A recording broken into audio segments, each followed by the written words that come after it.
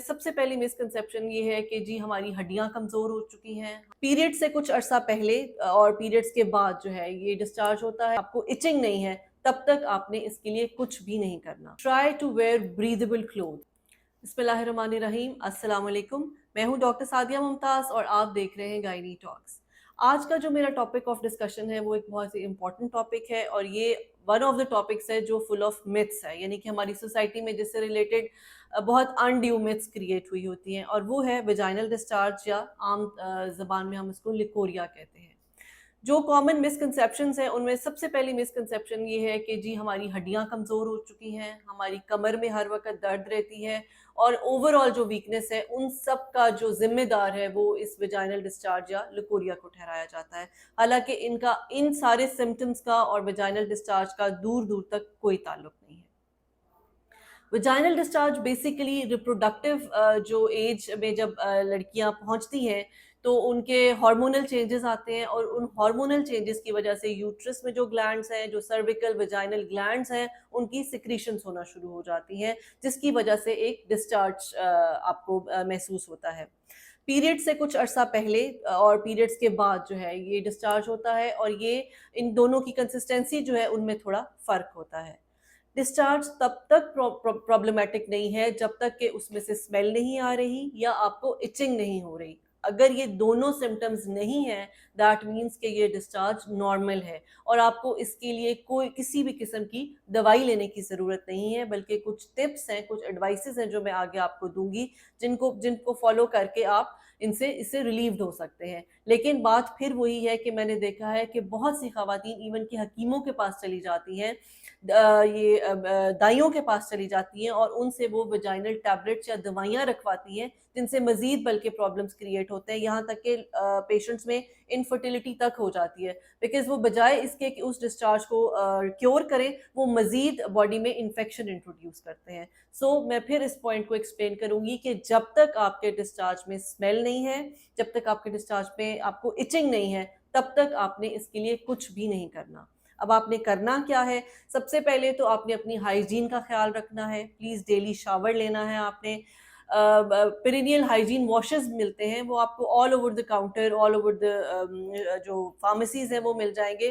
कोई brand name नहीं, कोई कुछ नहीं, बस आप उनसे जाके कहें कि आपको हाइजीन वॉश चाहिए। मैं अपनी पेशेंट्स को ये एडवाइस करती हूँ कि जैसे कोई स्कूल गोइंग बच्चियां हैं, कॉलेज जाती हैं, यूनिवर्सिटीज जाती हैं, ऑफिस में जाती हैं, जॉब्स करती हैं, तो आप ये दो लें, एक अपने घर में रखें और एक को पर्स पैक रखें, ताकि जब आप अपनी जो काम की जगह है, अपनी पढ़ाई की जगह है, वहाँ पर जब आप पब्लिक वॉशरूम्स यूज़ करते हैं तो आप हाइजीन वॉश ज़रूर यूज़ करें। उसकी वजह ये होती है कि ऑलरेडी वहाँ पर अगर जैसे एक पब्लिक प्लेस है, तो अगर इन्फेक्शन है तो आप उस इन्फेक्शन को कैच ना कर सकें, तो आपके पास वो हाइजीन वॉश होना चाहिए जो आपने प्रॉपरली और रेगुलरली उसको यूज़ करना है। सेकेंड पॉइंट इज कि try to wear breathable clothes. बहुत ज़्यादा टाइट क्लोथिंग ना करें, और जो कॉटन और प्योर लॉन है वो पहने। बहुत सी लड़कियों को जीन्स पहनने की आदत होती है, तो जीन्स की वजह से भी वजाइनल डिस्चार्ज का प्रॉब्लम होता है, बल्कि वो तो फिर इन्फेक्टिव होता है, उसमें ये प्रॉब्लम्स आती हैं। वो नॉर्मल डिस्चार्ज जो होता है, जब वो स्टे करता है, जब आपके बॉडी को हवा नहीं लगती, जगह खुश्क नहीं होती, तो उसमें नमी आ जाती है, और उस नमी की वजह से फंगल इन्फेक्शन जो है वो हो सकती है। आपके जो अंडर गारमेंट्स हैं, जो आपकी क्लोथिंग है, जो आपके लोअर्स हैं, उनको ब्रीदेबल होना चाहिए।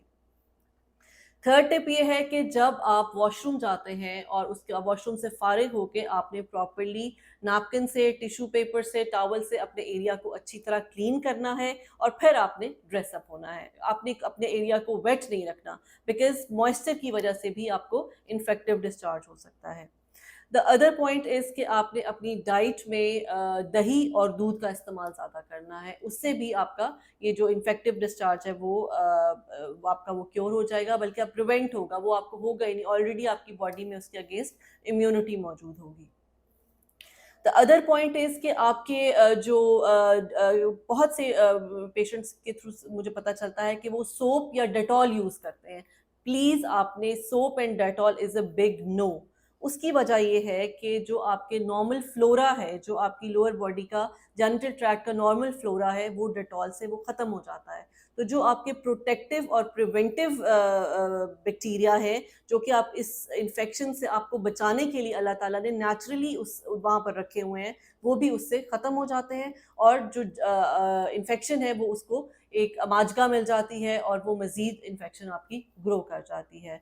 आई होप ये 4 से 5 पॉइंट्स आपके लिए बहुत फ़ायदेमंद होंगे। आप प्लीज़ इनको अप्लाई कीजिए, इस एडवाइस को फ़ॉलो कीजिए और आई एम श्योर कि आपका ये प्रॉब्लम सॉल्व हो जाएगा।